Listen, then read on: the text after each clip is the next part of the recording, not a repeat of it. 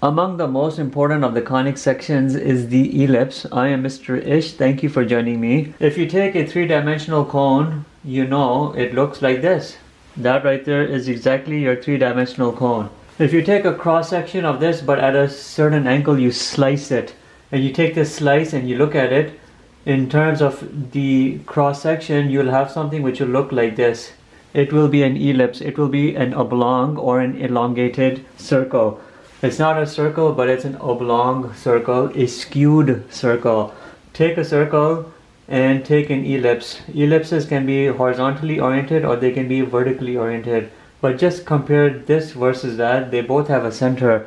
If you draw a axis going across and you draw another axis 90 degrees to it, look at both of these. We'll call this axis A, we'll call this B. In this instance, A is equal to B. These are transverse axes because they cut across right through the middle, right through the center. They're going transverse across that circle. A is equal to B. Look at this axis right here and we'll call this A, and look at this axis. Again, they're both going through the center. We'll call this B. In this instance, A cannot be equal to B. That would be an indication of an ellipse. The axes are not equal, therefore they do not represent a circle, they represent an ellipse. Here you have an axis, here you have another axis. We can call this A, we can call this B. Here A is not equal to B. In this instance, A is larger than B, the axis. In this instance, B is larger than A, and that right there is fine. Both of these are ellipses. This right here is a circle because you have equal transverse axes in both dimensions. Take that little bit of information and put it aside and remember it. Now this video here and the contents are geared towards the high school math student right here, HS, high school math student. Everything I'm showing you here is at the level of at least 11th or 12th grade. If you look at a horizontally directed ellipse, it would look something like this. It's exaggerated, but it would look something like this. If you take a vertically oriented ellipse, it would look like that. You see how it's oblong, it's longer in one dimension, shorter in the other. Here it's longer vertically, it's shorter here horizontally. This is a horizontally directed ellipse, but in both instances, the center here is the origin. You see that the center right here in both instances is always 0, 0. These are representations of the standard ellipse. The ellipse with a standard orientation is an ellipse around the origin. The equation form of something like this, which is horizontally directed, is x squared over a squared plus y squared over b squared is equal to 1. The equation of a vertically directed ellipse is x squared over b squared plus y squared over a squared is equal to 1. And you have to remember that. Since there's no translation involved, you're not seeing any h or k, otherwise you would have x minus h whole square plus y minus k whole square over a square over b square is equal to 1. But we're not getting into that. We're keeping everything standard orientation, the ellipses of standard forms where the center is the origin 0, 0. So you don't see this translation. Everything is exactly as you see it. Important point to remember here, like the circle, you'll always have pluses involved. You don't have minuses. Unlike the circle, here you'll equal 1, not a radius squared. Remember the equation of a circle, x squared plus y squared equals r squared. Here it's equal to a 1, or you can say a 1 square. If you focus right over here, you have a minus a, you'll have a, you'll have a positive b, you'll have a minus b. But what's a and b? A's here represents the vertex, or you can say the vertices, the endpoint vertices of your ellipse. B over here represents your minor axis endpoints. And why am I using the word minor axis endpoint? Because when you're looking at this across, you have a longer axis and you have a shorter axis. Here you have a shorter axis, here you have a longer axis. The shorter axis is called your minor axis. The larger axis, the longer axis is called your major axis. The major axis is always associated with your vertices. The minor axis is always associated with your minor axis endpoints. In this specific instance, your vertices are along the major axis. Allow me to erase this. You can use the following symbols. Vertices will be plus and minus a, 0. Minus a, 0 and positive a, 0. Your minor axis, I'll abbreviate it, lowercase m with an uppercase a. Minor axis endpoints would be 0, minus b and 0, b. 0, minus b, 0, b. That right here is for your horizontally directed ellipse. When you're looking over here, remember the major axis is always your longer axis, the transverse axis, and your minor axis is shorter. If I have a vertically directed ellipse, I know this right here is my longer axis, therefore I'm looking at A values here. The major axis is always associated with your A values. The minor axis here now become associated with your minor axis. These values, the B values, become associated with your minor axis. In this instance, your vertices are going to be 0, comma, plus and minus A. 0, comma, minus A, 0, comma, A, because they're along the y-axis. Here they're along the x-axis. Here your minor axis endpoints, lowercase m, uppercase A, this is not official terminology or abbreviation, but you can use it, is located along the x-axis. Here you'll have plus and minus b, comma 0. Minus b, comma 0 and positive b, comma 0. But there's a specific other item within an ellipse. Every ellipse has it. There are two focal points. All ellipses have a focal point, two of them. And the focal points are always located somewhere within the ellipse in between your two vertices. The focal points are always found there. But the focal points are designated with the abbreviation C. How do you find the value of the focal points? Well, there's a specific equation you need to know. C squared is equal to A squared minus B squared. Once you've determined your A and B, you can easily determine C. And the focal points over here, you can abbreviate that as FP. Focal points here would be along the x-axis, because they're located within your vertices, would be plus and minus C, comma 0. Minus C, comma 0 and plus C, comma 0. In this instance, the focal point are located within your vertices, and therefore they must be located along the y-axis. Here your focal point will be 0, comma, plus and minus C. And that right there would be about everything you'd need to know for an ellipse with regards to the items you can decipher from the equation. For many students, these two equations are confusing, but I'll give you a tip on how you remember it. Everything over here will be different except for the ones. You see the ones, ignore the ones. Everything must always equal 1. They must always be a positive. But you see the only thing which stands here as a constant is right here. X squared is found in the top left corner of each of these equations. The only thing which will shuffle around will be the A square or B square.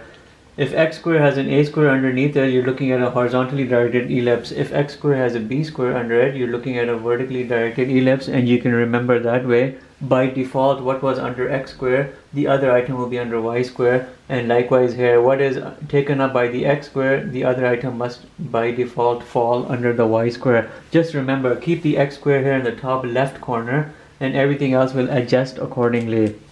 Let's look at two equations and put all of this into perspective. We look at two equations, one of a horizontally directed and one of a vertically directed ellipse, and we'll bring everything into perspective. If you have one equation which looks like 4x squared, and let's say 2y squared is equal to 4, and someone says you have to evaluate this equation for an ellipse and graph it and determine all the necessary items, you can.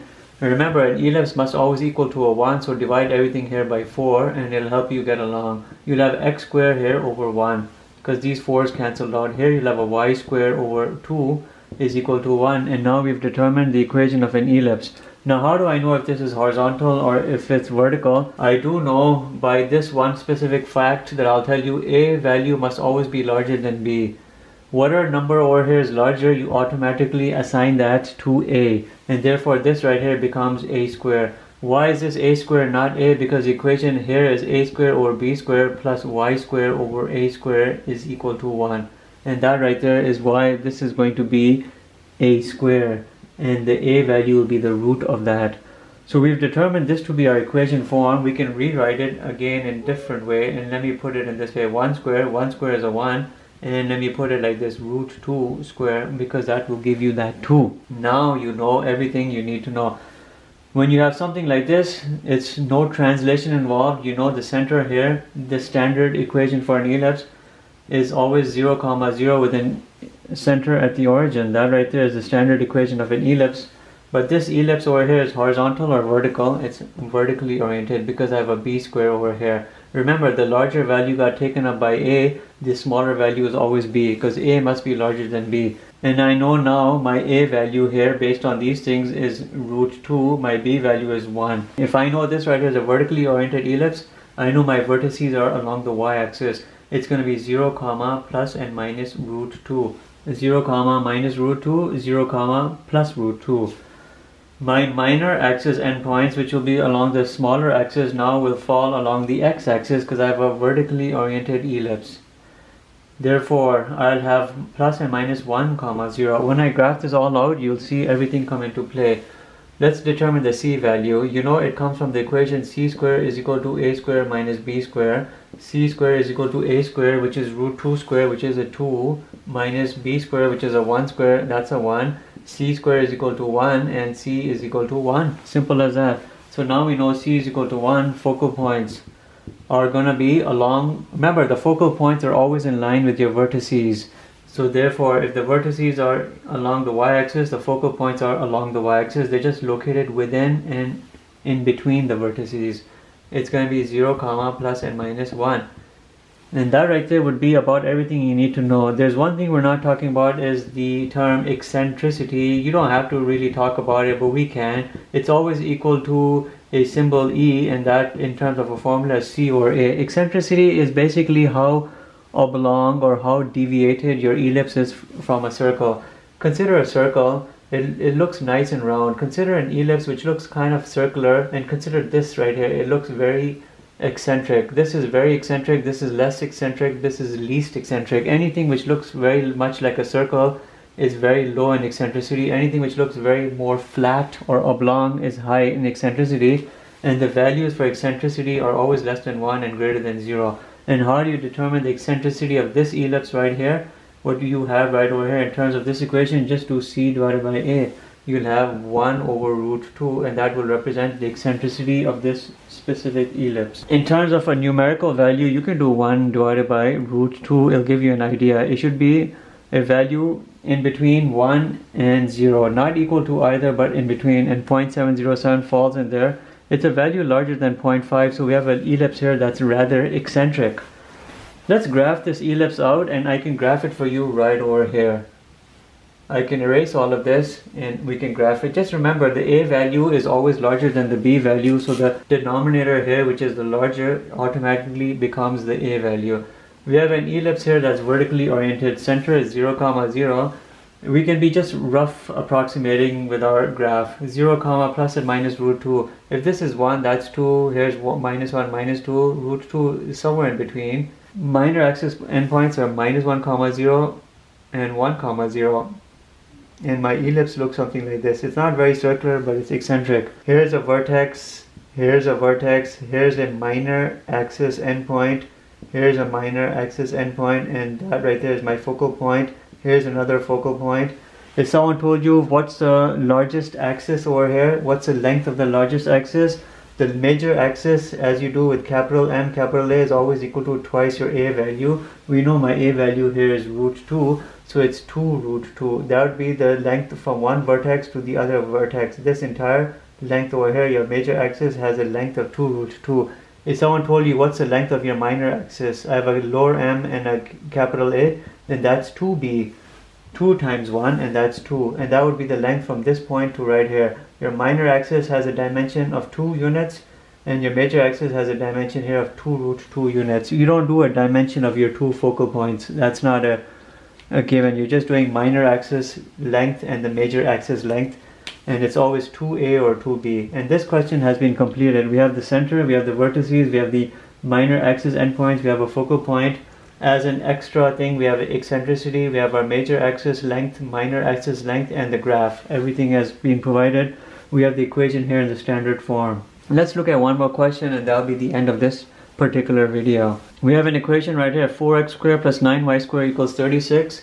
Your first step should be to divide everything by this item here so you can make it equal to a 1, and everything will fall into play. When you do 4 divided by 36, you're getting an x squared over 9. When you're doing 9 divided by 36, you have a y squared over 4 is equal to 1. This looks very much like an equation of an ellipse. There's a positive, there's a 1. You have a something which looks like x squared over a squared plus y squared over b squared. And now when you're looking at this, you're seeing a equation which looks like this. The larger value here is under x squared, so you're looking at a horizontally directed ellipse, HDE, horizontally directed ellipse. When the larger denominator is associated with your x squared, you have a horizontally directed ellipse.